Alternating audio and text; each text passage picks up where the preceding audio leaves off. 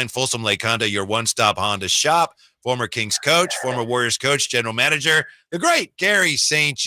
Saint, first of all, thank you for all your insight last week. I mean, you told us to watch out for that Monk-Jordan Poole matchup. Well, sometimes an old coach guesses right. And yeah, I was lucky. But I got to tell you, I'm so happy for all the Kings fans and everybody up there. Gosh, it took me back to the old days, the roaring of the crowd. It was spectacular, the best in the league. And, boy, the look on Vivek's face and everybody, it's just fantastic. And now the news comes with Draymond, and you know what? It's not a break till you make it a break. And it's an opportunity here now to capitalize and get really control of this series. If you're coaching the Warriors, saying who starts with Draymond out, or maybe you would do it differently than you think Steve Kerr would do it. What's your best guess of who starts with Draymond out for the Warriors tomorrow? My guess is Kuminga. And again, this is an inexperienced guy. Hadn't played well so far. And they're going to need him to step up and not just score. He's got to rebound more. He doesn't get to the glass like he should with his frame. This changes the entire outlook of the Warriors. Yes, on the defensive end, because he's the fulcrum to the wheel. And when he's low, weak side, he's like, the conductor in the orchestra. He's telling everybody where to go, but he's seeing things 3 beats before everybody else. He's brilliant on that end. He can switch everything. He can guard big and small. On the offensive end, I don't know that he gets enough credit for what he does for that team. He takes a lot of weight off of Steph. Compare him a little bit to Sabonis. You can run your offense through him, whether it's in the elbow, where it's low post, whether it's in the trailer position on the break. You can run them off the elbow where they hit and cut off of them and all the dribble handoffs and all that. So this is a total change. And you guys saw today, I want to say they've won 33% when he's out. Mm-hmm. Yeah, Saint, as a coach, how do you handle having a player like Draymond on your team, like a guy who can help you so much on the floor, but also brings a lot of emotions and situations like what we've seen play out here in this series and like in Draymond's past? Just how do you deal with that as a coach? With kid gloves. Yeah, you're walking along and you got to be. And in today's game, and in the past too, coaches can X's and O's.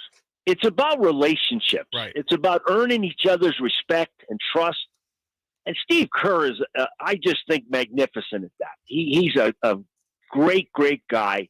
And it's not been an easy road to deal with him, both for the players and for the coaches. Look what happened in the preseason. So he didn't help himself when he started ranting and raving when they were reviewing the play and yelling at all the fans, and who was sitting in that section but the commissioner. Garry St, our guest on Chris and Company. Coach, as you well know, the Kings got 8 more shots in Game 1. They got 10 more than the Warriors in Game 2. Yes. So how does Steve Kerr find more possessions in this series? Well, I think there's 3 things, guys, that really stick out to me, and that's one of them, the rebounding. And they got hurt in the paint, offensive rebounds. That's a big factor. And getting more shots, coaches love that. The other 2 factors to me are the turnovers. They're turning the ball over. What, they have 20 in the last game in that vicinity? Mm-hmm. And that's killing you. And some of them were live ball turnovers, meaning it didn't go in the 5th row. They just deflected it and went down and scored.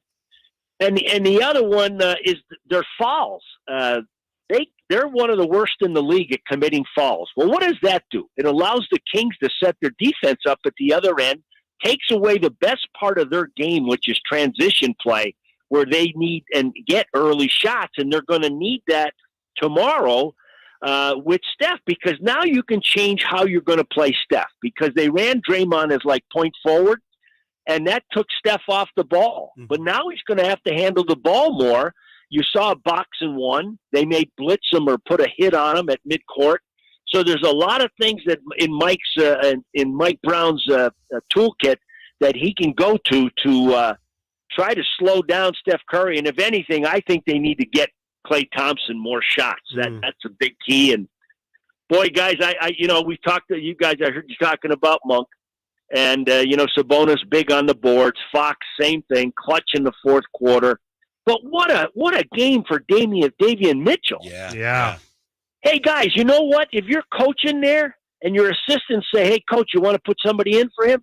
You know what you do? You put your fingers in your ears. You say, "I can't hear you." Yeah. And if he's tired, you look the other way if he's looking for a sub because he's playing so good. I can't take you off the floor. Yeah. No, he was tremendous. He plays so hard too. That's the thing. And to me, that Davion and Steph matchup has been my favorite thing to watch from this series. And saying you talked before the series started, and you talked a lot about Monk and Poole matchup. Which matchups have intrigued you the most now that the games have been played? I don't know if you guys found Harrison some power juice or something from the Sacramento River. Or, listen, first, he's a first-class guy, a veteran leader. He's always been dependable on defense, and he rebounds his position, and he's always been a great three-point shooter, especially the right corner.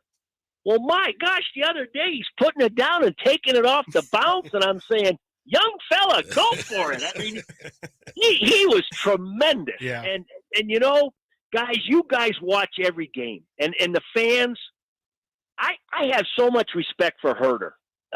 This guy, you get pigeonholed in the league. He's a shooter. And he's not a shooter off the bounce. He's a drift shooter. Or maybe he can come off a baseline screen. Let me tell you what, that guy knows the game. Yeah. He can run pick and roll. When he plays in a two-man game with Sabonis, it's a thing of beauty.